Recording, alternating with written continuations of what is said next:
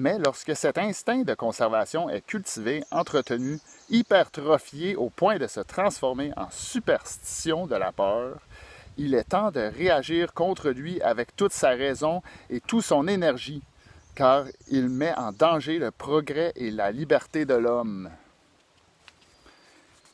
Il existe dans le monde des puissances établies, des classes, des castes privilégiées qui tiennent pour leur pire ennemi ce progrès et cette liberté. Elles cherchent à tenir bien en place, immobiles, inchangées, toutes les choses qui les ont faites et qui les supportent. Elles font en sorte que le plus grand nombre des hommes qui leur sont soumis et sur qui elles s'appuient en les écrasant refusent le combat de la vie et qu'ils ne bougent pas.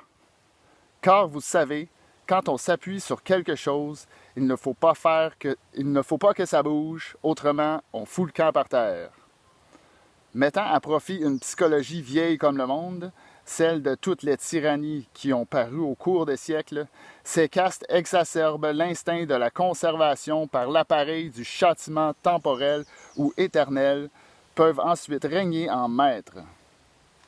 Parmi les manifestations les plus typiques de cette politique de terreur, au cours de l'histoire, on citera volontiers le crucifiement de Jésus sur le Golgotha, les chrétiens livrés aux lions par les empereurs romains, ou bien les hérétiques livrés au bûcher par l'inquisiteur Torquemada.